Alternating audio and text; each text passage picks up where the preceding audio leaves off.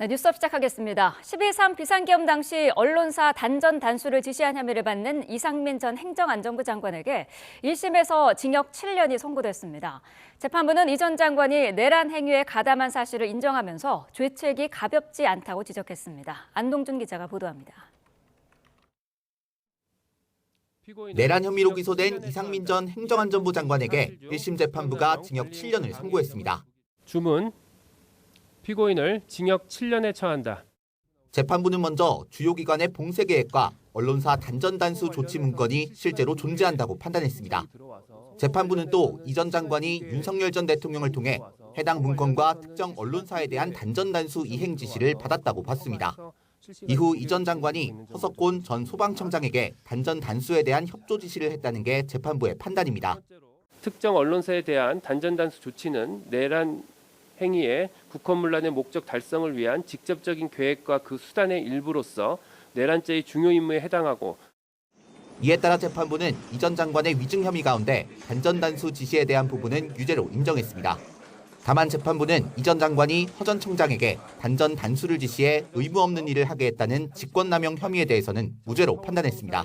재판부는 양형을 판단하면서 이 전 장관이 정부 고위공직자로서 헌법과 법률을 수호할 의무가 있음에도 내란 행위에 가담해 죄책이 무겁다고 꾸짖었습니다. 앞서 특검은 이 전 장관에게 징역 15년을 구형했습니다. 절반에 못 미치는 형량에 특검이 항소할지 관심이 쏠립니다. YTN 안동준입니다. 이상민 전 장관 사건의 재판부도 12.3 비상계엄 선포는 내란죄에 해당한다고 봤습니다. 두 번째 같은 판단이 나온 건데요. 다음 주에 있을 윤석열 전 대통령 재판에도 영향이 불가피할 것으로 보입니다. 신규혜 기자입니다. 재판부는 공소 사실을 설명한 뒤 12.3 비상계엄이 형법상 내란죄인지 먼저 판단했습니다. 대통령 안가와 대통령실, 국회, 선관위에서 있었던 일을 시간 순서대로 확인한 재판부는 국헌 문란 목적에 폭동이 있었다고 인정했습니다. 윤석열, 김용현 등은 국헌을 문란하게 할 목적으로 다수인이 결합하여 유형력을 행사하고 해악을 고지함으로써 한 지방의 평온을 해할 정도의 위력이 있는 폭동, 즉 내란 행위를 일으켰다고 판단된다. 한덕수 전 총리 사건에 이어 12.3 비상계엄이 형법상 내란죄라는 두 번째 판단이 나온 겁니다. 이에 따라 오는 19일로 예정된 윤석열 전 대통령의 내란 우두머리 혐의 사건 선고 공판에도 영향이 있을 것으로 보입니다. 사실상 유죄 가능성이 커졌다는 분석이 나옵니다. 12.3 계엄을 내란으로 판단한 두 재판부 모두 무거운 처벌을 강조했습니다. 한 전 총리 재판부는 위로부터의 내란으로 규정하고 민주주의와 법치주의에 대한 국민 신념을 흔들었다고 판시했고, 이 전 장관 재판부는 민주주의 핵심 가치를 훼손하는 거라고 밝혔습니다. 사회의 근간을 뒤흔드는 국가적 범죄로서 그 위험성은 특정 영역에 국한되지 않고 국가 전체에 미친다. 특검은 윤석열 전 대통령에게 법정 최고형인 사형을 구형해달라고 요청했습니다. 이제 모든 시선은 지기현 재판부로 쏠리고 있습니다. YTN 신기혜입니다. 네, 공판 내내 굳은 표정이었던 이상민 전 장관은 선고 직후에는 미소를 띄었습니다. 방청석 맨 앞자리에는 이 전 장관의 가족이 앉아 함께 선고를 들었는데 이 전 장관과 인사를 나누는 모습도 보였습니다. 유서연 기자입니다. 법원 제32부 내란 중요임무 종사 등 혐의로 기소된 이상민 전 행정안전부 장관의 선고 공판은 예정됐던 오후 2시보다 17분이나 늦어졌습니다. 구치소에서 출발한 이 전 장관이 교통 상황으로 지각 출석한 건데 정시보다 일찍 도착한 재판부는 선고문으로 보이는 문서를 읽으며 이 전 장관을 기다렸습니다.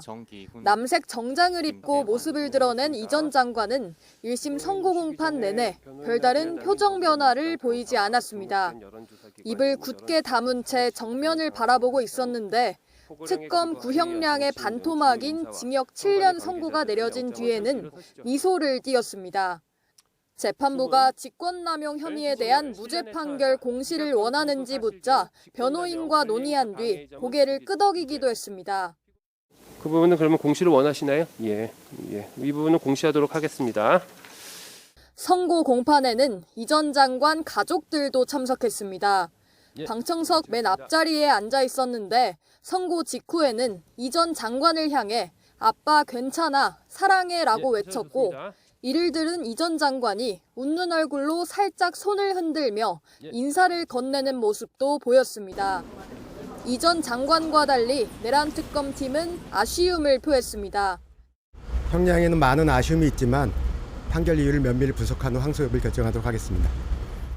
이 전 장관의 변호인단 또한 법정 공방 2라운드를 예고했는데 항소심 재판을 받을 예정이라는 이유를 들어 취재진 인터뷰를 거절하고 법원을 빠져나갔습니다. YTN 유서연입니다.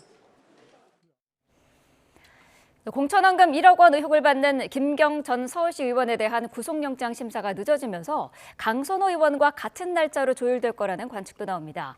설 연휴 이후 강 의원에 대한 체포동의안이 가결될 경우 이달 하순 두 사람이 동시에 영장 심사를 받게 될 거라는 전망입니다. 이현정 기자가 보도합니다. 검찰이 1억 공천원금 의혹과 관련해 지난 9일 구속영장을 청구했지만 김경 전 서울시의원에 대한 영장심사 일정은 며칠째 잡히지 않고 있습니다. 당초 김 전 시의원은 불체포 특권이 있는 강선우 의원과 달리 이번 주 중 먼저 심사를 받게 될 거란 전망이 나왔는데 예상은 결국 빗나갈 것으로 보입니다. 법원이 강 의원 체포동의안이 가결돼 영장심사를 진행하게 되면 여기에 맞춰 김 전 시의원의 심사 일정도 정할 거라는 관측이 커지고 있습니다. 두 사람이 1억 원을 주고받은 필요적 공범 관계인 만큼 양측의 진술을 모두 듣고 신병 처리 방향을 정하기 위해 같은 날 영장심사를 진행하려는 거라는 해석입니다. 법조계에서도 법원이 서로 모순되지 않는 판단을 내리기 위해 강 의원 체포동의안 표결 결과를 지켜본 뒤 두 사람의 영장심사 시점을 정할 거란 분석이 나옵니다. 강선우 의원은 체포동의안이 본회의에 보고되면서 이제 표결을 앞둔 상황. 국회법상 체포동의안은 이송 뒤 열리는 첫 본회의에 보고되고 이때부터 24시간 이후 72시간 이내 표결에 붙여야 하는데 이 시한을 넘기면 이후 처음 열리는 본회의에서 표결합니다. 이에 따라 강 의원 체포동의안은 설 연휴 이후 표결이 이루어지고 가결될 경우 이달 하순 영장심사가 진행될 것으로 보입니다. 이런 가운데 김 전 시의원은 다시 입장문을 내고 강 의원 측이 사실과 다른 주장을 하고 있다고 거듭 주장했습니다. 자신은 수사기관의 모든 사실을 있는 그대로 진술했다며 이제는 소모적 논쟁을 멈추고 진실이 밝혀지기만을 바란다고 강조했습니다. 최근 강 의원이 민주당 의원들에게 친전을 보내 쇼핑백에 돈이 든 사실을 정말 몰랐다고 호소하자 김 전 시의원도 반박에 나선 것으로 보입니다. 양측 입장이 여전히 평행선을 달리는 가운데 두 사람이 동시에 구속 전 피해자 신문을 받게 될지 관심이 모입니다. YTN 이현정입니다. 경찰이 강선호 의원 영장 신청서에 김경 전 시의원이 강 의원 측에 큰 거 한 장을 제안하면서 공천을 청탁했다고 적시한 것으로 확인됐습니다. 강 의원은 자신은 돈 받은 사실을 뒤늦게 알았다고 주장해왔는데요. 경찰은 강 의원이 김 전 시의원의 제안을 알고 자리 주선을 지시한 것으로 봤습니다. 배민혁 기자입니다.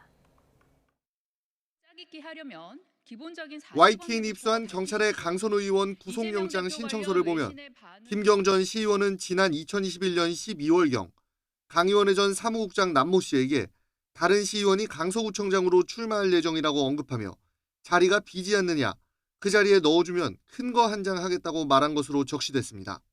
그러자 남 씨는 강서 지역구에서 활동하려면 강 의원에게 금전적으로 인사를 하는 게 관행이라며 김 전 시의원의 제안에 응한 것으로 나타났습니다. 경찰은 이를 통해 공천을 대가로 1억 원을 주고받기로 하는 의사의 합치가 이루어졌다고 봤습니다. 남 씨가 이 같은 내용을 보고하자 강 의원은 고민을 좀 해보겠다고 답한 뒤 2022년 1월 공천원금을 받기로 마음먹고 남 씨에게 김 전 시의원과의 자리를 한번 만들어보라고 지시했다고 경찰은 밝혔습니다. 경찰은 이 같은 강 의원의 범죄 행위가 중대할 뿐 아니라 증거인멸과 도주 우려가 있다며 구속 수사가 필요하다고 주장했습니다. 그러면서 직접적인 증거가 제한되는 사건에서 진술이 중요한 증거인데 의혹 당사자 사이 핵심 쟁점에서 진술이 모순되거나 서로 책임을 전가하고 있다고 지적했습니다. 또 강 의원이 휴대전화의 비밀번호 제공을 거부하고 SNS를 통해 해명글을 게시하는 등의 방식으로 다른 피의자에게 압박의 메시지를 전달하고 있어 증거인멸의 우려가 있다고 말했습니다. 지난 압수수색 과정에서 강 의원 자택의 모든 공간이 지나치게 깔끔했고 휴대전화 등 전자기기가 일절 발견되지 않은 점도 구속 수사가 필요한 이유로 언급됐습니다. 특히 애플 맥북의 빈 상자는 나왔지만 해당 기기는 발견되지 않았다며 강 의원이 압수수색을 대비해 증거를 인멸한 정황이 확인됐다고 강조했습니다. 본받은 사실을 몇 달 뒤에 알고 돌려줬다는 강 의원 해명과 배치되는 경찰 조사 결과가 강 의원 체포동의안 표결에 어떤 영향을 미칠지 주목됩니다. YTN 배민혁입니다.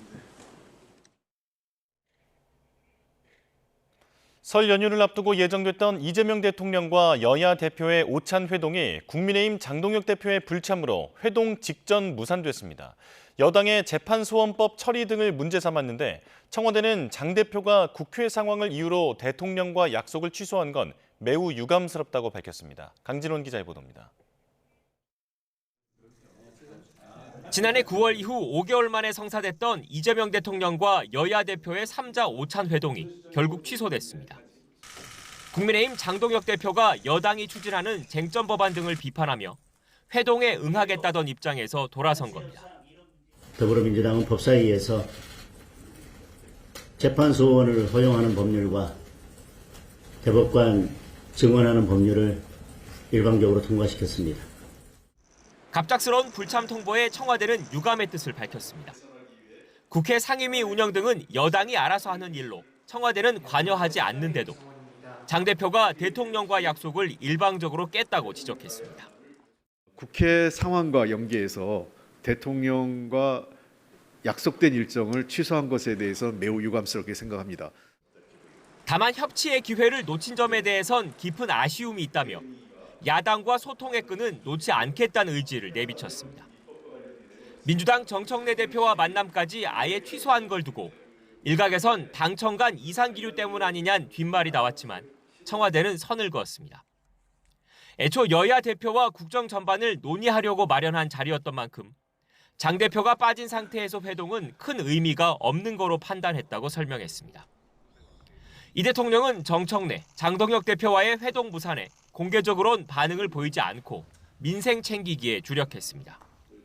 설 연휴 기간 교통과 의료 등 공공서비스의 안정적 운영은 물론 담합과 독과점 등 불공정 거래 감시, 교복 가격 등 물가 안정 대책을 주문했습니다. 부모님들의 등골 브레이커라고 얘기한다고도 하네요. 계약을 앞두고 있는 만큼 이 교복 가격들의 적정성 문제에 대해서도 한번 살펴주면 좋겠습니다. 청와대는 원칙적으로 대화의 문은 항상 열려 있다며 여야 대표와 회동을 다시 추진할 가능성은 남겨뒀습니다. 하지만 산적한 쟁점 현안에다 지방선거가 다가오고 있어서 당분간 대화 분위기를 살리긴 쉽지 않을 거란 전망도 나옵니다. YTN 강진원입니다. 국민의힘은 헌법재판소법 개정안 이른바 재판소원법을 두고 대통령 방탄입법이라며 강력 반발하고 있습니다. 국회 일정이 사실상 마비됐는데 이 법안이 어떤 내용인지 윤흥선 기자가 보도합니다. 논란이 된 헌법재판소 개정안은 기존 헌법소원 심판 청구 대상에서 제외됐던 법원 재판도 심판 대상에 포함하는 게 핵심입니다. 판결 확정일로부터 30일 이내에 헌법소원을 청구할 수 있고 청구가 접수되면 헌재 선고 전까지 판결 효력이 정지됩니다. 그래서 4심제, 재판소원제라고 불리는 이 법을 두고 여야는 거칠게 충돌했습니다. 국민의힘은 이재명 대통령 무죄 만들기를 위한 방탄입법이라고 항의했지만 법률권은 기본권 침해 재판으로만 한정했다고 주장했습니다. 이렇게 좋은 제도인데 왜 민주당은 윤석열 정부 때 추진 안 했습니까? 왜 이재명 대통령 재판으로 문제 생길 것 같으니까. 모든 재판을 다시 재판하는 것이 아니고 그렇게 호도하시면 안 됩니다. 국민의 기본권을 침해하는 재판에 대해서 이제는 보는 사람도 익숙해진 고성과 삿대질이 또 오간 끝에 동료 의원에 대해서 그렇게 하시면 안 됩니다. 본인이 한 번씩이나 돌아봐요. 본인이 안 돌아봐요. 사과하세요. 재판소원법은 소위와 전체회의까지 속전속결, 제1야당이 빠진 채로 하루 만에 법사위 문턱을 넘었습니다. 현재 14명인 대법관을 순차적으로 26명까지 늘리는 대법관 증언법도 함께 통과됐습니다. 앞서 법률권이 강행한 법 왜곡죄까지 이른바 민주당의 사법개혁 3법은 이제 본회의에서 언제든 처리할 수 있는 상태가 된 겁니다. 국민의힘은 대통령 방탄을 위해 전 국민을 소송 지옥으로 몰고 가는 거라며 반헌법적 쿠데타는 위헌법률 심판 등 모든 수단을 동원해 저지하겠다고 선언했습니다. 범죄자 대통령 이재명 대통령 한 명 때문에 나라가 아수라판입니다. 본회의에서 통과 저지를 할 수 있는 모든 수단을 강구하겠습니다. 국민의힘은 국회 일정에도 사실상 손을 놨습니다. 미국의 관세 재인상 압박에 대응하기 위해 여야가 합의로 출범시킨 대미특위 첫 전체 회의도 시작 40분 만에 파행을 빚었습니다. 민주당은 설 연휴가 지나면 사법개혁안을 본회의에서 강행 처리한다는 방침이라 대미투자특별법과 행정통합 등 여야 합의가 필요한 입법 과제에도 차질이 불가피할 전망입니다. YTN 윤웅성입니다. 조희대 대법원장도 재판 소원과 대법관 증원 법안에 대해 국민에게 엄청난 피해가 가는 문제라고 공개 비판했습니다. 공론화를 통해서 충분한 수기 끝에 이뤄져야 한다며 마지막까지 국회를 설득하겠다는 뜻을 내비쳤습니다. 이준엽 기자입니다. 조희대 대법원장은 재판 소원과 대법관 증원은 헌법과 우리 질서에 큰 축을 이루는 문제라며 공론화를 통해 충분히 수기를 거쳐야 한다고 강조했습니다.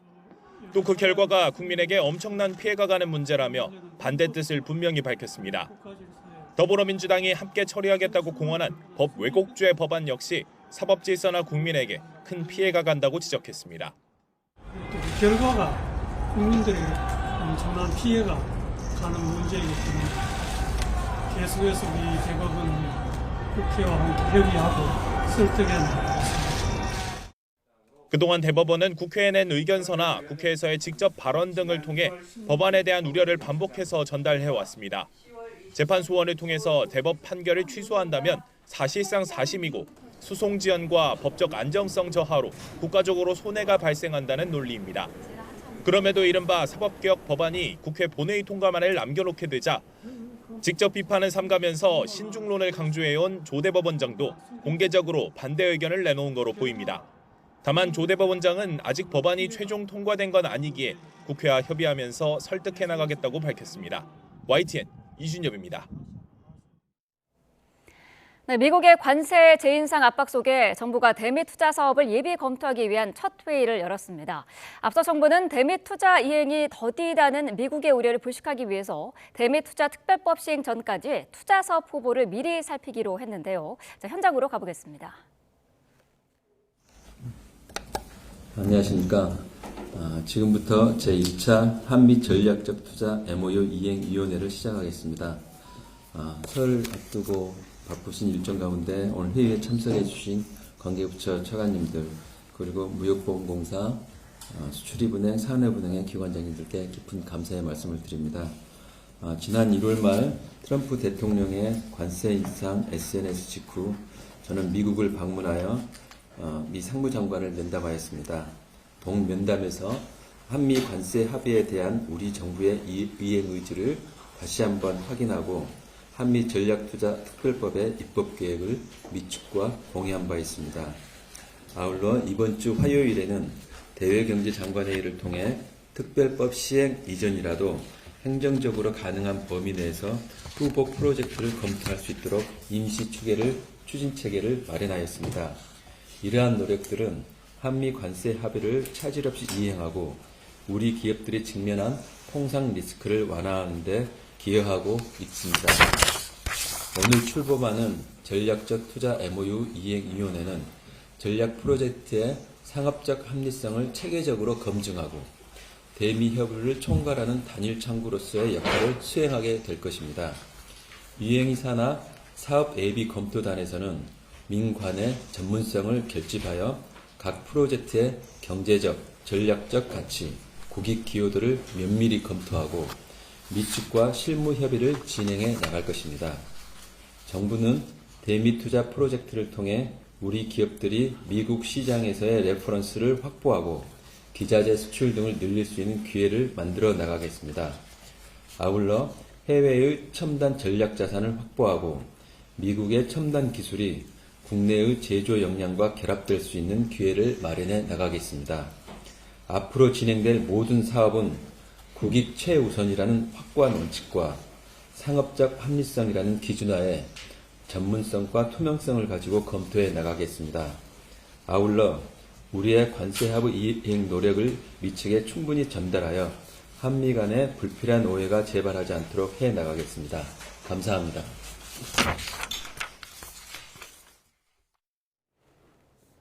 네, 이번에는 정치권 상황 자세히 짚어보겠습니다. 강성필 더불어민주당 부대변인, 신주호 전 국민의힘 상근 부대변인과 함께하겠습니다. 어서 오십시오.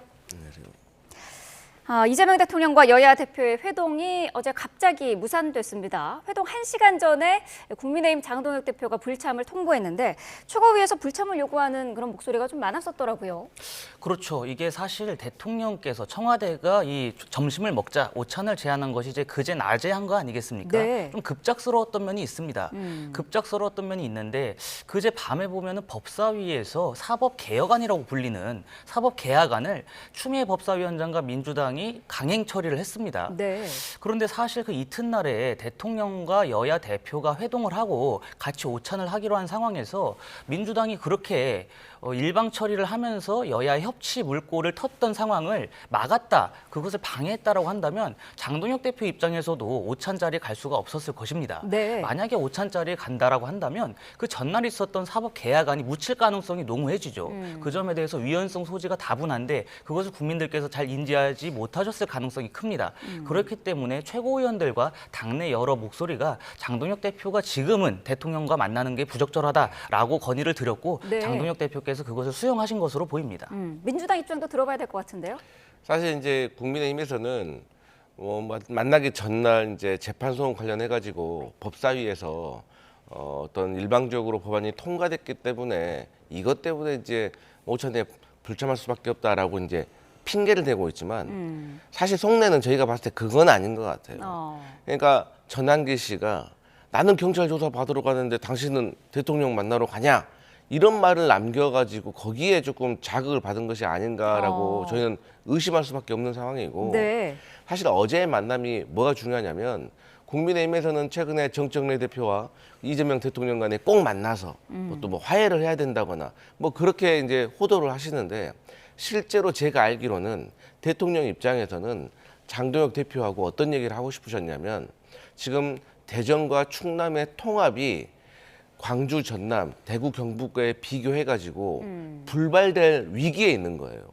그런데 다른 행정통합 도시는 그 4년간 20조의 예산을 지원을 받을 수가 있거든요. 그리고 이게 이재명 대통령으로서는 장기적인 부동산 대책 중에 하나거든요. 네. 그래서 이것을 반드시 좀 관철을 시키고 통과를 좀 시켜야 되는데 장동혁 대표가 또 그 지역 국회의원 아니겠습니까?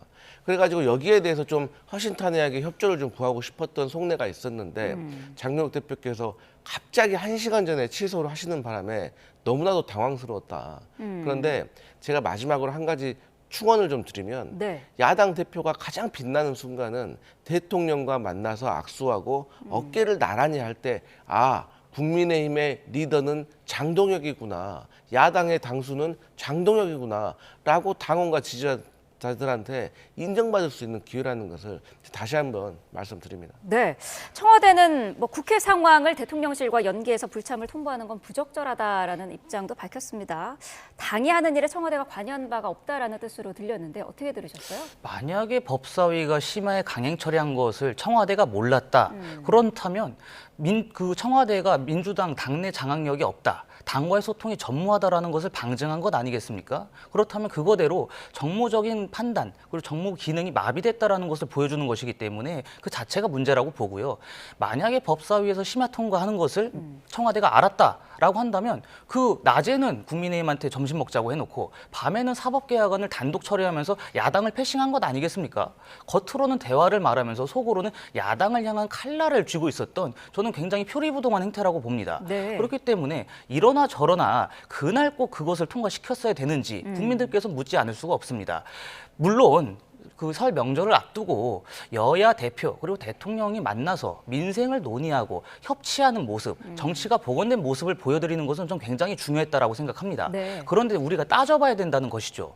누가 그 정치 복원의 길을 먼저 차단했느냐. 정치 복원을 겉으로는 외쳐놓고 속으로는 어떻게 해서든지 야당과의 대화를 하지 않으려고 했었던 속내를 비치고 있었느냐. 저는 답은 명확하다고 봅니다. 네, 대통령이 뭐 정청래 대표만이라도 만날 수 있었던 거 아니냐 싶기도 한데 아예 회동이 취소됐어요. 당정 간 이상 기류 때문 아니냐는 그런 이야기도 나오던데요.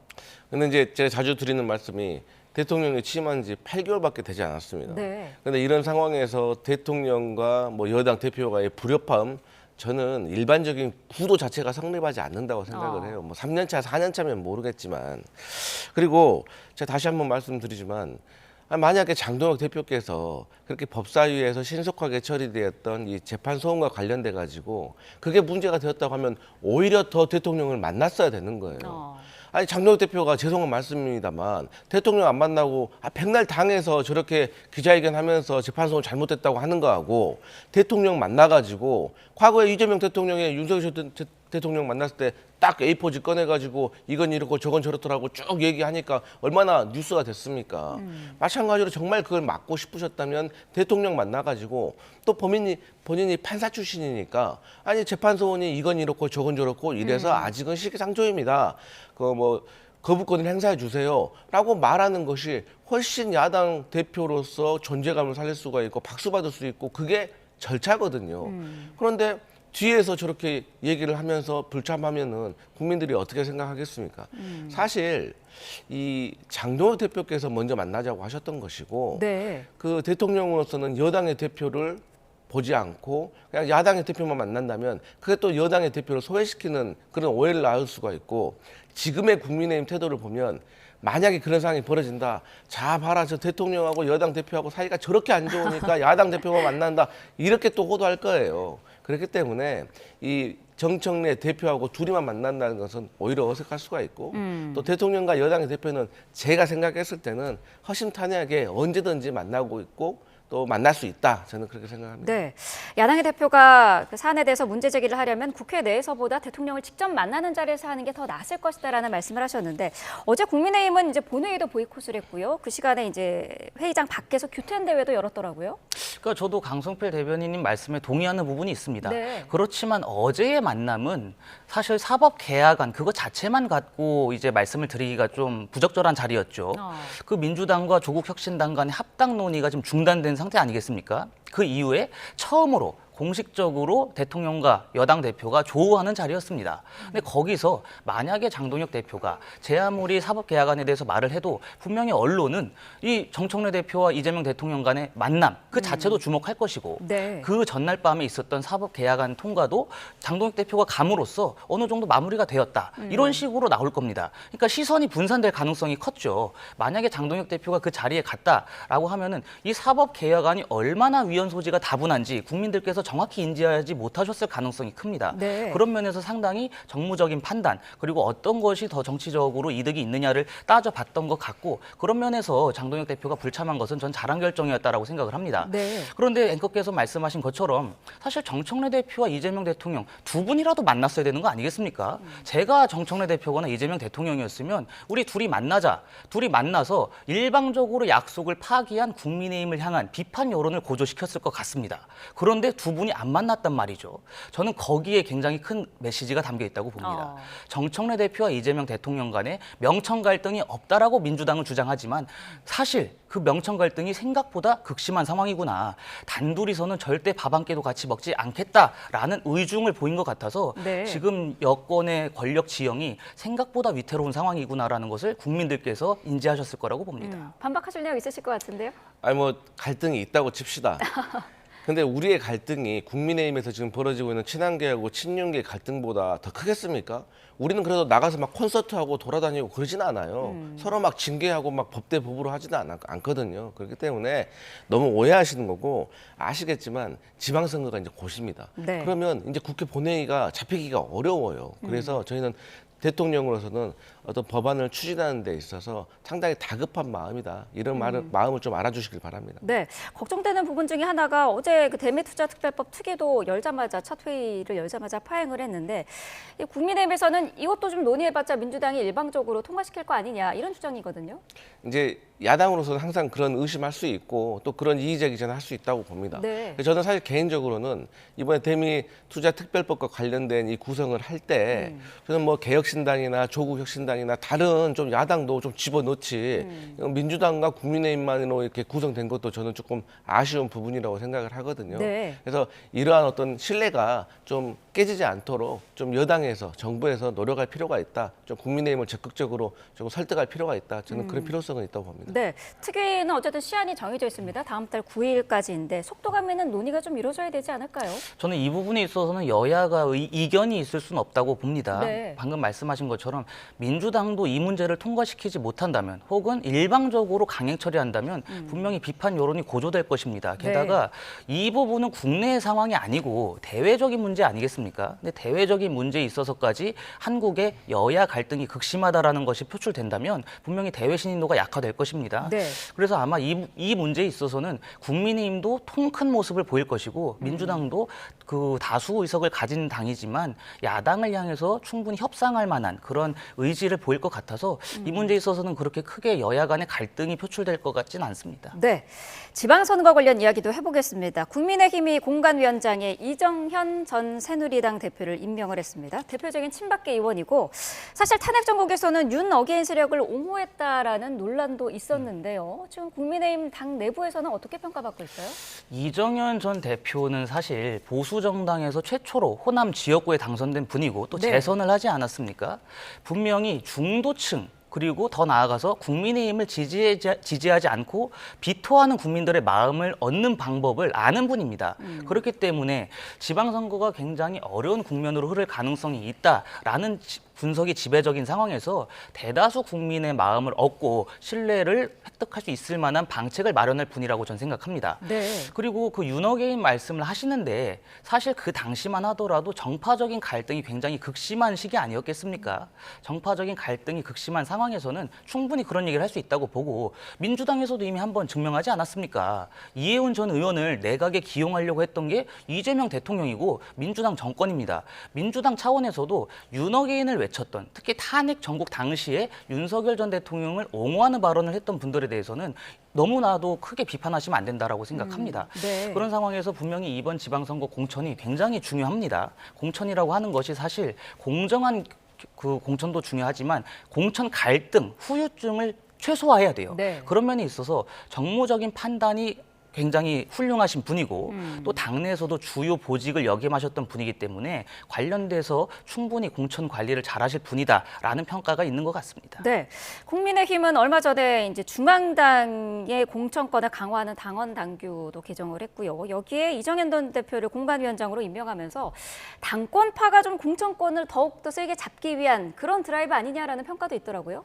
저는 충분히 그렇게 오해할 소지가 크다고 봅니다. 왜냐하면 그러니까 이번에 최근에 국민의힘에서 50만 인구가 넘는 곳은 시도당이 아니라 네. 중앙당에서 공천권을 가져가겠다라고 한 것이 당연히 당권파, 더 자세히 말하면 장동혁 지도부의 어떤 하위 풀뿌리 조직을 이번 기회에 좀 구축하려고 하는 것이 아니냐라고 생각할 수밖에 없습니다.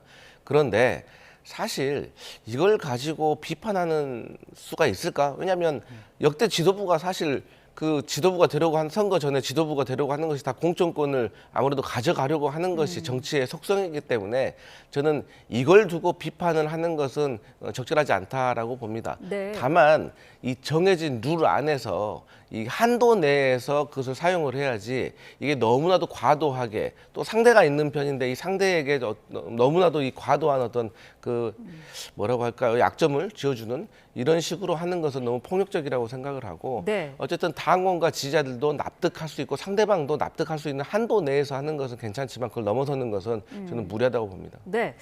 혁신당의 정춘생 최고위원이 어제 경기 평택을 또 전북 군산에는 민주당이 후보 공천을 하지 말라는 얘기를 했어요. 어쨌든 이 지역이 민주당의 귀책으로 재선거가 치러지기 때문에 그렇다는 게 이유인데 혁신당의 출마 자리를 보장해달라는 이야기로 들리더군요. 예, 저희 민주당의 당원과 지지자들은 충분히 그렇게 생각할 수 있고 기분 나쁠 수 있습니다. 네. 만약에 저라면 그런 식으로 이렇게 제안하는 것보다 차라리 그러면 다 무공천해야죠. 그래가지고 조국혁신당의 후보도 공천하지 말고 민주당 후보도 공천하지 말고 그야말로 인물이라든가 정책으로 승부하자라고 했으면 어땠을까. 그런데 여기에 대해서 더 고수라고 하면 이런 얘기 겉으로 표면적으로 공개적으로 이렇게 안 합니다. 그냥 물밑에서 아니 당신들이 기책 사유가 있으니까 네. 이번에 우리 조국혁신당이 하겠다라고 이렇게 제안할 수도 있는 것이고 저는 결정적으로 조국 대표께서 어젠가 인터뷰를 한 걸 제가 기억나는데 이분에게 이 국회의원 재보궐선거 출마하실 거냐라고 물어보니까 첫 번째 민주당에게 나의 자리를 구걸하지 않겠다. 네. 과거에 그 이준석 개혁신당 대표가 화성에서 당선 3자 구도에서 당선됐던 것처럼 나도 3자 구도에서 당선되는 것을 생각하겠다라고 하셨거든요. 그렇게 말한 지 하루 만에 정충생 의원께서 갑자기 민주당이 공천하지 말아라. 그러면 최소한도로 조국 대표는 평택하고 군산에는 출마를 안 한다는 얘기입니까? 뭔가 좀 단서가 있어야지 이게 조금 공정해 보이고 좀 합리적으로 보이지 않을까 이런 생각합니다. 네, 조국 대표는 뭐 지분 싸움은 지양해야 한다라고 언급을 했습니다만은 뭐 이미 시작된 거 아니냐라는 분석도 있더라고요. 그러니까 이러다 보니까 이제 지방선거 이후에 조국혁신당과 민주당이 합당을 해도 차기 총선에서 얼마나 큰 지분 싸움, 내부 그 경쟁이 있을지가 훤히 들여다 보이는 겁니다. 근데 저는 이 발언에서 사실 좀 국민들께서 납득을 못 하실 것 같은 게요. 전북 군산 그리고 경기 평택을이 민주당과 조국혁신당이 점 찍어 놓은 데입니까? 그렇진 않잖아요. 근데 그분이 뭐라고 하셨냐면 이 그 두 곳을 공천하지 않는 것이 양당 간의 뭐 선거 연대 혹은 뭐 그런 그 합의 정신 뭐 그런 것들을 증명하는 것이다. 이렇게 말씀하시는 것은 조국혁신당이 너무나도 오만방자한 태도로 지금 일관하고 있다. 국민들께서 엄중히 심판하실 것이라고 보고 조국혁신당이 저렇게 오만한 태도를 보이게끔 한 것은 정청래 대표 탓 아니겠습니까? 지방선거 전에 합당을 너무 빨리 서두르는 바람에 조국혁신당의 체급, 몸값을 너무 키워줬어요. 저렇게 지금 이야기하는 것은 전적으로 정청래 대표의 탓이다. 그렇기 때문에 앞으로 지방선거 연대를 하는 과정에서도 조국혁신당이 저렇게 계속해서 본인들의 지분을 요구한다면 정청래 대표를 향한 책임론도 좀 민주당 내에서 일어날 거라고 봅니다. 네, 강선 의원의 체포동의안이 어제 국회에 보고가 됐습니다. 설 연휴 뒤에 열리는 첫 본회의에서 아무래도 표결에 붙여질 것으로 보이는데 강 의원이 며칠 전에 민주당 의원에게 자신의 억울함을 호소하는 친전도 이제 보내지 않았습니까? 표결에 좀 영향을 미칠까요? 저는 뭐 표결에 영향을 부정적으로 미치지 않을까? 그런 생각을 오히려요? 합니다. 네. 왜냐하면 그 내용 자체가 우리가 이제 보도를 통해 가지고 접하고 있는 사실과는 너무 좀 다른 부분이 있는 것이고, 저도 이제 정치를 많이 해보고 선거를 많이 뛰어보고 또 공천 작업을 하다 보면 그 현실적인 상황에 대해서 이해도가 있잖아요. 그런데 나는 원칙이 있는 삶을 살았다. 그 원칙은 과연 무엇인가에 대해서 깊이 고민할 수밖에 없는 것이고 지금 제가 느끼는 민주당의 분위기는 강선우 의원 체포 동의안과 관련해가지고 이것을 당론으로 갈 것이냐 아니면 그래도 예정을 생각해서 자유투표로 갈 것이냐에 대한 고민이 있을 뿐이지 이렇게 하든 저렇게 하든 결과는 달라지지 않을 것 같다. 저는 그런 느낌이 듭니다. 당론은 지금 안 하는 걸로는 지금 확실히 결정된 건 아닌가 보죠? 근데 이제 분위기는 제가 느끼기에는 자유투표로 가도 충분히 국민들께 실망시키지 않을 결과가 나올 걸로 예상되기 때문에 우리가 또 예정이 있어서 그런 건 아니고 어쨌든 자유투표로 가지 않을까 그런 분위기는 있습니다. 그렇군요. 영장에서 뭐 경찰은 납득할 수 없는 변명으로 일관하고 죄질이 매우 불량하다라는 표현도 썼던데요. 그러니까 이제 민주당이 정말 강선우 의원과 상관이 없다. 혹은 당내에 만연해 있던 검은동 게이트를 척결하겠다. 이런 의지가 있다면 강선우 의원에 대해서 당론으로 체포동의안 가결을 시켜야 됩니다.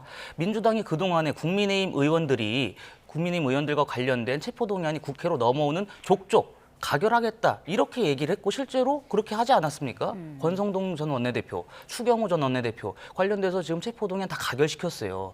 그런데 만약에 강선우 의원 체포동의안에 있어서 당론으로 하지 않고 자율투표로 진행을 한다. 그럼 이게 무기명 투표이기 때문에 누가 찬성하고 누가 부결했는지 모릅니다. 근데 만약에 가결표보다 그러니까 가결표와 부결표가 나오는데 제가 보기로도 가결될 가능성이 큽니다. 그런데 부결표가 생각보다 많다면 민주당 내에도 본인도 뭐 지역구 공천을 하는 과정에서 검은 돈을 받은 사람이 있다라는 것을 어떻게 보면 간접적으로 증명하는 거 아니겠습니까? 그렇기 때문에 민주당이 정말 책임 있는 정당이고 이 차원에서 공천 헌금 문제를 탈탈이 이게 털고 가고 싶다면 강선우 의원의 체포 동의안에서만큼은 당론으로 가결을 하시기를 전 바라겠습니다. 네, 알겠습니다. 오늘 두 분 말씀은 여기까지 듣겠습니다. 강성필 더불어민주당 부대변인, 신주호 전 국민의힘 상근 부대변인과 함께했습니다. 고맙습니다.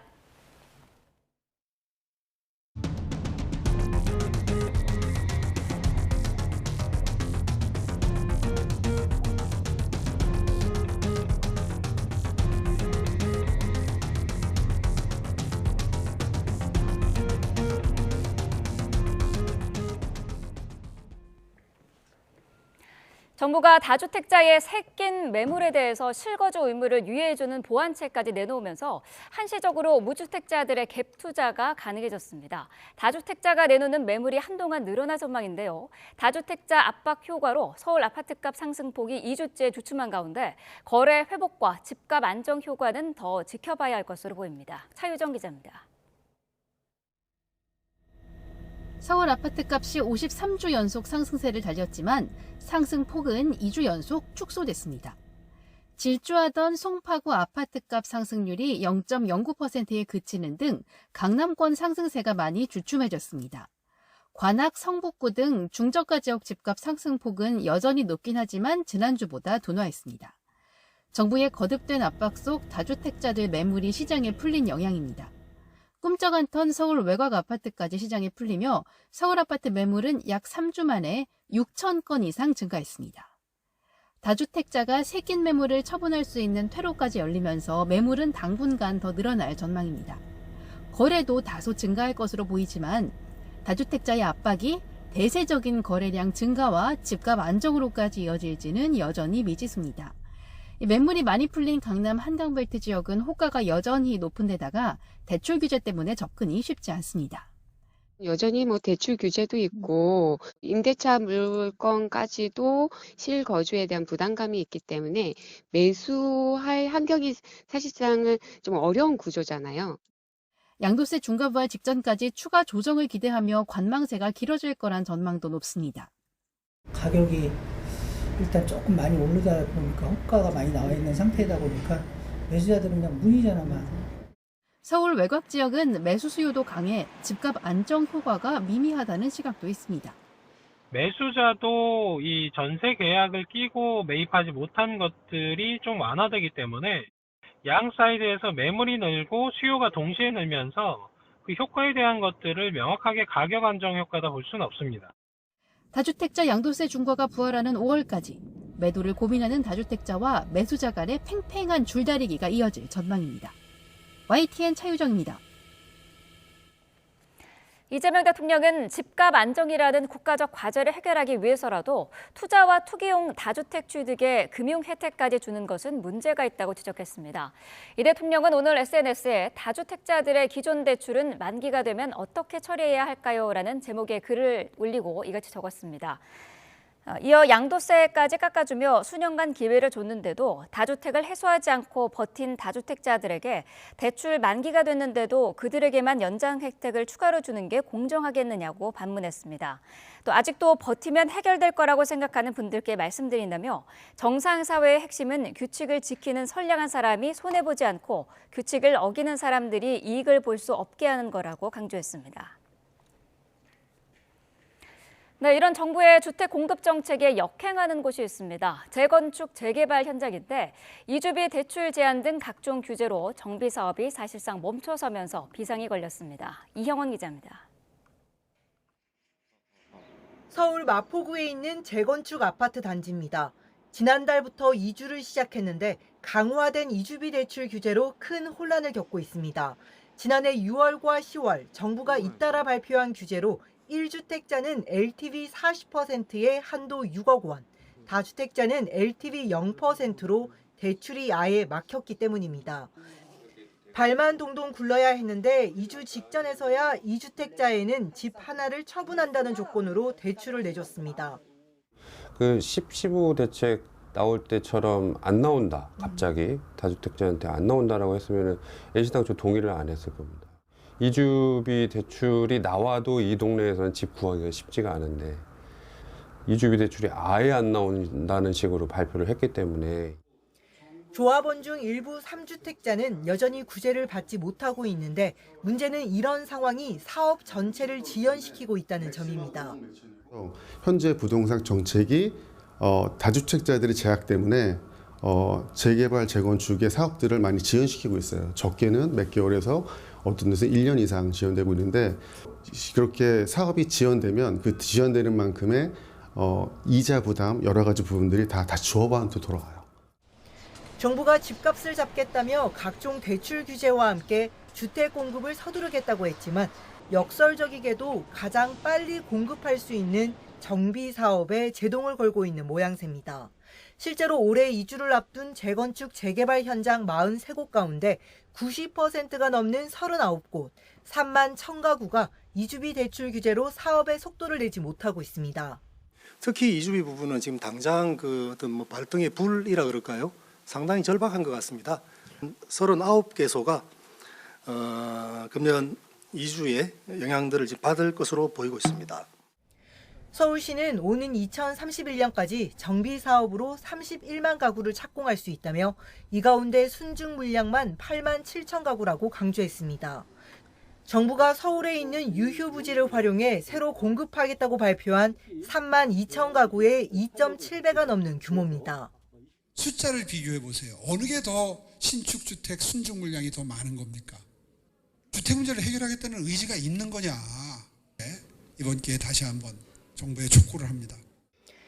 이에 이주비 대출은 단순한 가계 대출이 아닌 필수적인 사업 비용으로 인식을 바꿔야 한다며 정부가 최대한 빨리 관련 규제를 완화해 주택 공급을 서둘러 달라고 거듭 촉구했습니다. YTN 이용훈입니다. 설 연휴를 앞두고 고농도 미세먼지가 이어지면서 서울에도 올해 들어 처음으로 고농도 미세먼지 비상 저감 조치가 내려졌습니다. 비상 저감 조치 시행 시각은 오늘 새벽 6시부터 밤 9시까지입니다. 이 밖에 인천과 경기, 강원 영서 지역도 기준치를 넘으면서 올해 첫 비상 저감 조치가 발표됐습니다.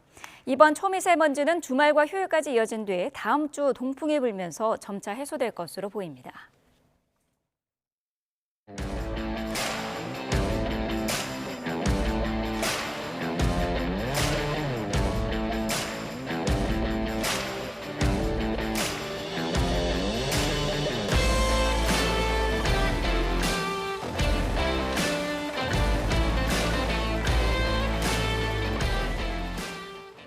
고속으로 얼음을 제치고 나아가는 쇼트트랙은 단 0.001초 만에 승부가 결정됩니다.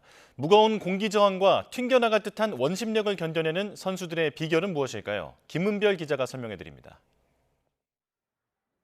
스포츠 속 숨겨진 과학적 원리를 알아봅니다. 오늘 저는 쇼트트랙 경기장에 나와 있는데요. 쇼트트랙 속 과학적 원리에 대해 알아보도록 하겠습니다.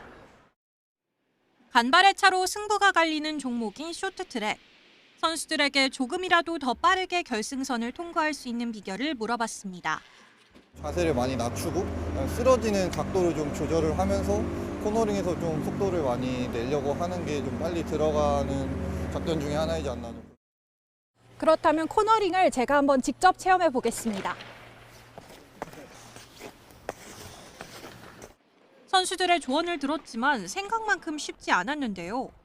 코너를 넘어지지 않고 도는 것 자체가 도전이었습니다. 코너에 들어가면 몸이 계속 밖으로 날아가려는 느낌이 드는데 이 원심력을 잘 버티려면 단순히 이렇게 힘만 쓰는 게 아니라 상체 기울기, 무릎 각도, 엣지, 각이 동시에 맞아야 합니다. 원심력을 어떻게 느끼고 다루느냐가 코너 속도와 직결되고 그게 기록과 순위를 좌우합니다. 선수들은 원심력을 이기기 위해 반대 회전력을 만들어내는데 바깥으로 밀어내는 원심력과 이 힘이 적절한 균형을 이뤄야지 넘어지지 않고 빠르게 나갈 수 있는 겁니다. 보통 30에서 40도 정도까지 이제 숙여지는 걸로 이제 알고 있는데 중력이 1이라고 했을 때 이 원심력의 크기는 한 1.5배 정도 돼야지 그 정도 각도로 기울었을 때 양쪽의 평형을 유지할 수 있게 되거든요. 중심을 잡기 위해 자기 체중의 1.5배에서 2배 가까이 되는 힘을 견뎌내야 하는데요. 선수의 무게가 60kg이라고 했을 때 다리에 무려 120kg 정도의 무게를 견뎌야 한다는 겁니다. 찰나의 순간 승패가 갈리는 쇼트트랙. 그 밑바탕에는 물리의 법칙을 이겨내려는 선수들의 노력이 있습니다. YTN 사이언스 김은별입니다. 서울 강북구에 있는 모텔에서 20대 남성이 연달아 숨진 사건과 관련해 이들과 함께 투숙했던 여성이 구속됐습니다. 이 여성은 잠들게 하려고 음료를 건넸을 뿐 살해할 의도는 없었다고 진술한 것으로 파악됐습니다. 이수빈 기자가 보도합니다. 검은색 패딩을 입은 남녀가 팔짱을 낀 채 모텔로 향합니다. 1시간 40분쯤 뒤 검은색 비닐봉지를 든 채 홀로 모텔을 빠져나온 여성은 택시를 타고 골목을 떠납니다. 이 여성은 지난 9일 모텔에 함께 투숙한 20대 남성에게 약물이 든 음료를 건네 숨지게 한 혐의로 다음 날 긴급 체포됐습니다. 이 여성은 앞서 지난달 말 같은 방식으로 또 다른 20대 남성을 숨지게 한 혐의도 받고 있습니다. 법원은 상해치사와 마약류관리법 위반 혐의를 받는 이 여성에 대해 도주 우려를 이유로 구속영장을 발부했습니다. 약물 미리 준비하셨습니까? 약물 건넨 이유가 뭡니까?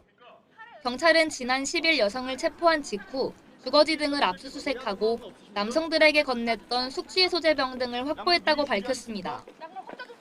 여성은 약물을 탄 숙취해소제를 먹은 남성이 잠든 뒤 빈 병과 배달 음식을 비닐봉지에 담아 모텔을 빠져나온 것으로 확인됐습니다. 국과수는 피해자들에게서 수면유도제와 유사한 성분을 가진 벤조디아제핀계 약물이 검출됐다는 구두 소견을 경찰에 전달했는데 여성은 자신이 정신과에서 처방받은 약을 숙취해소제에 탔다고 진술한 것으로 확인됐습니다. 이 여성은 남성들과 의견 충돌이 발생해 상대를 잠들게 하려고 음료를 먹였다며 죽을 줄은 몰랐다고 말한 것으로 파악됐습니다.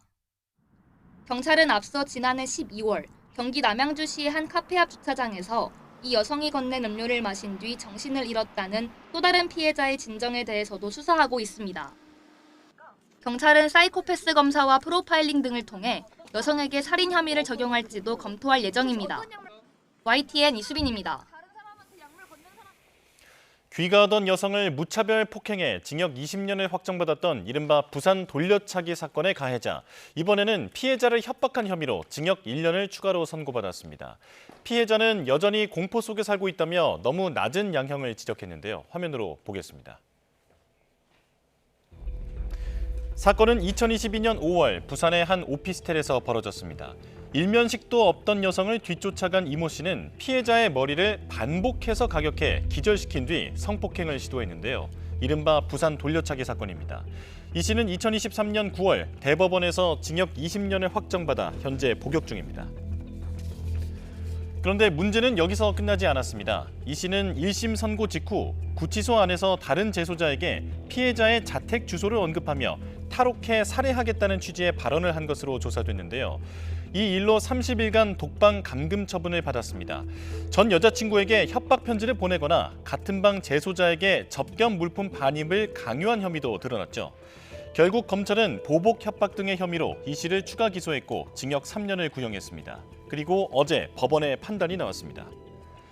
부산지법 서부지원은 보복 협박과 모욕, 강요 혐의를 유죄로 인정해 징역 1년을 추가로 선고했습니다. 재판부는 중대한 범죄를 저질러 수감 중임에도 반성하지 않고 추가 범행에 이른 점을 강하게 질타했는데요. 또 육체적, 정신적 고통을 겪은 피해자가 재차 고통을 겪은 점을 고려했다고 판시했습니다. 이 사건의 피해자는 직접 선고 공판을 방청했는데요. 판결을 모두 지켜본 피해자는 가해자의 복수로 인한 피해를 국가가 방임하는 건 무책임하다며 불만을 드러내기도 했습니다. 또 두려움을 오래 끌고 간다는 게 공포라며 일상으로 돌아가게끔 못 만드는 한계를 지적하기도 했습니다. 가해자는 감옥에 있지만 피해자는 아직 두려움에 떨고 있습니다. 중형이 선고된 강력범죄 이후에도 끊이지 않는 2차 가해와 보복 위협, 피해자를 지키기 위한 제도와 처벌 기준이 적당한지 다시 한번 돌아봐야 할 때입니다.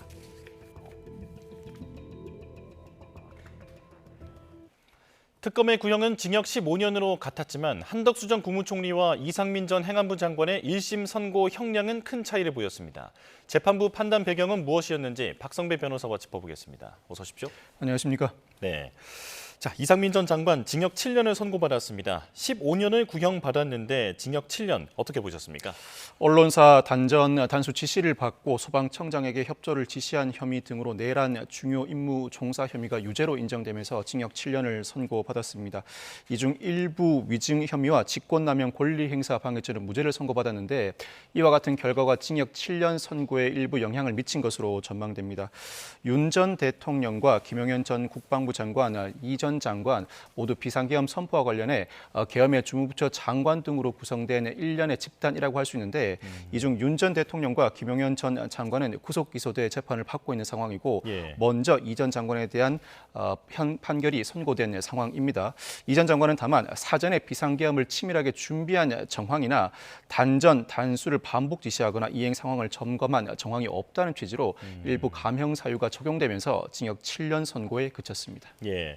그런데 같은 혐의인데도 한 전 총리와는 그 형량이 16년이나 차이 난다라는 점이 조금 더 설명이 필요할 것 같은데요. 어떤 이유입니까? 사실 한 전 총리도 수사 단계에서 내란 방조 혐의로 구속영장이 청구되었지만 기각되었습니다. 반면에 이상민 전 장관은 이미 2025년 8월 1일 내란 중요임무 종사 혐의로 구속영장이 발부된 바가 있습니다. 수사 단계에서는 두 사람의 희비가 엇갈렸는데 오히려 재판 단계에서는 한 전 총리가 더 무거운 형을 선고받았습니다. 수사 단계에서의 영장 판단과 형사 본안 재판이 다른 판단에 이를 수 있다는 점을 다시 한번 확인할 수 있는 대목인데 굳이 해석하자면 한 전 총리의 경우에는 국무회의의 외관을 갖춘 것인 양 그 외관을 작출하는 데도 상당 부분 기여하였고 언론사 단전 단수 이행 방안을 두고 이 전 장관과 논의하는 등 실행 행위에도 관여한 행위, 나아가서 전반적으로 비상계엄 선포의 모의와 실행 행위에 관여하였다는 혐의가 인정됨으로써 양형에 큰 차이가 발생하게 된 것으로 보입니다. 더 구체적으로 따져본다면 지난 12.12.5.18 관련 사건 판결에서 전두환, 노태우를 제외한 내란 중요 임무 종사자에 대해서는 이 전 장관과 유사한 형이 선고된 바가 있습니다. 한 전 총리에 대한 형이 다소 무거운 감이 없지 않아 있는데 이 부분은 항소심에서 정리가 될 것으로 보이고 현 단계에서 우리나라 국격에 비춰볼 때 이와 유사한 비상계엄 선포가 발생했을 때는 12.12.5.18 때와 다른 형이 선고될 수 있습니다. 더 중한 형이 선고될 수 있는데 한 전 총리와 이 전 장관 간의 양형에 지나치게 큰 차이가 있어서 항소심에서 어느 정도 정리가 필요한 대목이라고 할 수 있습니다. 예. 이번 판단이 또 의미가 있었던 건 지난 한 전 총리 때 선고에 이어서 이번에 두 번째로 12.3 비상계엄을 내란으로 규정했다는 점이죠. 그렇습니다. 한 전 총리 사건에 이어서 이 전 장관 재판에서도 12.3 비상계엄은 내란이라고 명시한 채로 판결 설시가 이어졌습니다. 국헌을 문란할 목적으로 폭동을 일으킨 행위가 맞다는 판시인데 비상계엄의 절차를 제대로 거치지 않은 상태에서 국회 봉쇄와 선관위 장악 시도는 내란에 해당한다는 명시적인 판단이 연이어서 나오고 있습니다.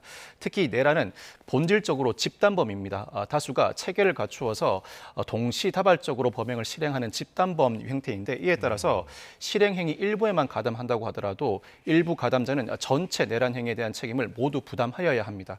나아가서 비상계엄 선포와 실행이 이루어진 이상 전체 비상계엄이 내란으로서 기수에 이른 이상 구체적으로 공모해 가담한 범행이 기수에 이르지 않는다고 하더라도 내란 범죄 기수자로서의 책임을 그대로 부담하여야 한다는 것, 지난 12.12.5.18 판례에 이어서 이번 판결에서도 다시 한번 확인할 수 있는 대목이었습니다.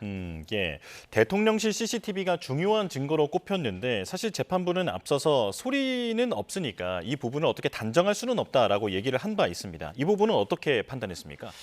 사실 이 사건 비상계엄에 관여한 이들도 대통령실 CCTV까지 확보되어서 형사재판에서 유죄의 증거로 사용될 것이라고는 당시에는 예상하지 못했을 것입니다. 이와 같은 일이 극히 이례적인 상황이었기 때문인데 수사를 진행하는 과정에서 결국 대통령실 CCTV까지 확보됨으로써 당시 비상계엄 모의 과정에서 전모가 어느 정도 드러난 상황입니다. 한정 총리와 이 전 장관 모두 대통령실 CCTV를 토대로 상당히 유의미한 정황이 확보됨으로써 유죄 판결 선고에 이르렀는데 소리까지는 당연히 녹음되지 않습니다만 관련해서 이 전 장관이 자신의 상의 옷 주머니에서 일부 문건을 꺼내서 반복해서 살펴보는 모습이라든가 모든 국무위원들도 퇴장한 상황에서 한 전 총리와 어떤 문건을 두고 11분간 대화를 나눈 내역, 이는 윤 전 대통령으로부터 소방청을 통한 단전 단수 관련 문건을 전달받고 상이한 대목이 아니고서는 달리 해석할 여지가 없다는 판단에 이른 것 같습니다. 이와 같은 어느 정도 결정적인 증거가 확보됨으로써 유죄 선고를 피하기는 어려웠던 것으로 보입니다. 예. 선고 직후 이상민 전 장관은 또 가족들을 보면서 웃는 모습을 보여서 이 부분이 또 화제가 되기도 했었는데 특검은 지금 항소를 고민하고 있다라고 합니다. 그런데 무죄로 판단된 부분보다는 그 양형을 다퉈야 한다라는 그런 관측도 있더라고요. 그렇지만 특검은 무죄 부분도 적극 다툴 것으로 전망됩니다. 일부 위증 부분은 개헌 문건 전달을 못 받다는 증언, 즉 헌법재판소의 윤 전 대통령 탄핵 심판 과정에서 개헌 문건 전달은 보지 못했다는 증언은 기억의 산일에 따라서 자신의 기억에 반한 진술이 아닐 수 있다는 취지로 무죄가 선고되었고 직권남용 권리 행사 방해죄는 소방청장의 단전 단수를 지시했지만 일선 소방서에서 단전 단수와 관련된 일련의 조치가 단행되지 않았다. 직권남용 권리 행사 방해죄는 기수가 성립하여야 처벌할 수 있고 미수범 처벌 규정은 존재하지 않습니다. 이와 같은 이유로 무죄 판결이 선고되었는데 적어도 직권남용 권리행사 방해죄에 대해서만큼은 특검이 항소심에서 적극적으로 다툴 것으로 전망되고 양형 문제는 한 전 총리와 이 전 장관 모두에게 징역 15년을 구형했음에도 불구하고 형량이 큰 차이가 발생한 만큼 적어도 이 전 장관에 대한 항소심에서는 징역 10년 이상의 중형이 선고되어야 한다는 취지로 적극 항변할 것으로 전망됩니다. 예.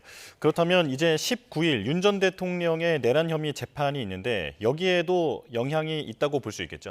앞서 헌법재판소가 이미 탄핵 심판을 결정하였고 한 전 총리 사건에 이어서 이 전 장관 형사재판에서도 비상계엄은 내란이라는 선고가 이루어졌습니다. 이 판단을 윤 전 대통령 재판부가 뒤집기는 상당히 어려워 보입니다. 뒤집는다면 보다 분명한 사실관계와 법리상의 근거가 있어야 할 것으로 전망됩니다. 특히 이 전 장관 재판에서는 윤 전 대통령이 곽종근 전 특전사령관에게 아직 의결 정족수가 채워지지 않은 것 같으니 들어가서 끄집어내라는 발언을 했다는 부분을 사실로 인정하기도 했습니다. 어느 정도 사실관계가 뒷받침됨으로써 윤 전 대통령 재판에서도 유죄의 심증이 확고히 되는 경향이 있다고 판단할 수밖에 없을 것 같습니다. 특히 윤 전 대통령의 경우에는 법정형 자체가 내란 우두머리로서 사형 또는 무기징역뿐인 상황에서 일부 무기징역을 선택해서 감형한다고 하더라도 징역 50년에 이르는 유기징역을 선고할 수밖에 없는 상황이라 유죄 선고와 중형 선고가 사실상 불가피한 상황이라고 전망되는 상황입니다.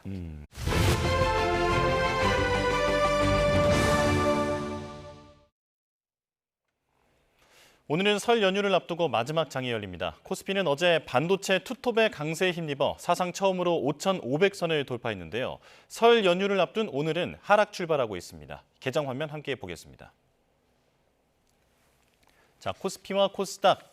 지금 코스피는 빨간불이 켜져 있고 코스닥은 파란불이 켜져 있습니다. 코스피는 0.16% 내린 5,513포인트로 개장했습니다만 이후에 상승 전환해서 5,547포인트를 기록하고 있습니다. 코스닥은 1.11% 내린 1,113포인트로 개장해서 현재는 1.25% 내린 1,112포인트를 지나가고 있습니다. 간밤 뉴욕 증시에서 AI 기술주가 급락하면서 공포를 키웠는데요.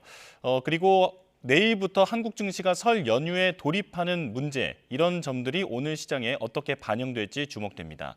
자, 원달러 환율은 1.3원 오르면서 출발했는데 연일 큰 폭으로 하락하는 중입니다. 1,430원대까지 찍기도 했었는데요. 오늘은 1.3원 오른 1,441.5원으로 개장했습니다. 지금까지 개장 상황 살펴봤습니다. 트럼프 2기 들어 미국 고용 지표가 긍정적이지만 속내를 들여다보면 우려스러운 측면이 드러나면서 뉴욕 증시가 일제히 하락했습니다. 이에 따라 미국의 중앙은행인 연방준비제도는 고용과 함께 금리를 결정하는 중요한 두 축인 물가 지표에 촉각을 곤두세우고 있습니다. 뉴욕에서 이승윤 특파원입니다. 미국 노동부가 발표한 지난주 신규 실업수당 청구 건수는 22만 7천 건으로 한 주 전보다 5천 건 감소해 전망치 22만 5천 건을 밑돌았습니다. 2주 이상 실업수당을 신청한 계속 실업수당 청구 건수의 4주 이동 평균은 184만 6천여 건으로 1년 4개월 만에 가장 낮았습니다. 1월 미국의 비농업 일자리 수는 예상을 뛰어넘어 전월 대비 13만 명 늘었고 실업률은 지난해 12월 4.4%에서 4.3%로 하락했습니다. 하지만 고용통계 확정치 수정에 따라 지난해 일자리 증가폭이 86만 2천 명이나 하향 조정된 것을 놓고서는 우려가 제기되고 있습니다. 특히 일자리 증가가 의료, 사회지원 부문에서만 12만 4천 명으로 편중된 데다 고용지표 조사의 신뢰도에도 의구심이 제기되고 있습니다. We do know the labor market has overall softened. This has been delayed and it has some question as to whether or not all of the data was collected in all the usual ways. 이에 베스햄의 클리블랜드 연방준비은행 총재 등 연준 인사들은 상당 기간 금리 동결이 필요하다는 신중론을 내비쳤습니다. 로리 로건 미국 댈러스 연은 총재도 물가가 하락하고 고용이 안정적이면 금리 인하가 필요하지 않을 것이라고 밝혔습니다. 투자자들 역시 연준이 올해 금리를 동결할 것이란 예상을 강화했습니다. 이에 뉴욕 증시 3대 지수는 일자히 하락했고 이제 연준과 시장의 관심은 핵심 물가 지표인 1월 미국 소비자 물가 지수 CPI에 쏠리고 있습니다. 뉴욕에서 YTN 이승윤입니다. 트럼프 행정부가 2명이 숨진 미네소타에서 대규모 불법 이민자 단속 작전을 종료한다고 선언했습니다. 중간 선거를 앞두고 미국 내 여론 악화에 따른 결정으로 보이는데 국토안보부의 셧다운 위기가 여전히 남아 있습니다. 워싱턴 홍상희 특파원입니다. 톰 호먼 백악관 국경차르가 일주일여 만에 다시 기자회견을 열었습니다. 미네소타에서 지난해 12월부터 메트로 서지 작전으로 전개해온 대규모 이민 단속을 종료한다고 밝혔습니다. In success has been made arresting public safety threats and other priorities since this surge operation began. I have proposed and President Trump has concurred that this surge operation conclude. 지난 4일 700명의 단속요원 감축에 이어 모두 3,000명 규모의 단속요원 대부분을 다음 주까지 철수하겠다는 건데 배경은 심상치 않은 민심 때문입니다. 이민 단속 과정에서 단속요원들의 총격으로 르네 국가 알렉스 프레티가 잇따라 목숨을 잃으면서 트럼프 대통령의 이민 정책에 반대하는 시위가 미네소타를 넘어 미 전역으로 확산했습니다. NBC 여론조사 결과 미국 국민 60%가 트럼프 대통령의 이민 정책에 반대한다고 답했고 국정 지지율은 39%에 그쳤습니다. 오는 11월 중간 선거를 앞두고 승패에 향방을 쥔 무당파의 여론 악화 분위기에 트럼프 대통령이 한 발 물러선 것으로 보입니다. 민주당 소속 팀 월즈 미네소타 주지사와 제이콥 프레이 미니애폴리스 시장은 주민들의 단결을 촉구했습니다. My word to Minnesota is, again, we're certainly not going to celebrate something that should have never happened, but I will say this, please keep, at this point in time, stay hyper vigilant. 대규모 이민 단속은 중단됐지만 민주당이 이민세관 단속국 아이스에 대한 개혁을 조건으로 국토안보부 예산을 통과시키지 않으면서 셧다운 위기를 맞게 됐습니다. 민주당은 영장 없는 체포 금지와 단속요원의 마스크 착용 금지 등을 요구하고 있는데 트럼프 대통령과 공화당은 받아들일 수 없다는 입장입니다. They want our law enforcement to be totally vulnerable and put them in a lot of danger. They have some things that are really very hard to approve. 민주당과 공화당이 현지 시간 13일까지 합의에 이르지 못할 경우 미 국토안보부의 셧다운은 불가피할 전망입니다. 셧다운이 현실화할 경우 연방 민간 인력의 13%가 무급 상태에 놓이게 됩니다. 워싱턴에서 YTN 홍상입니다.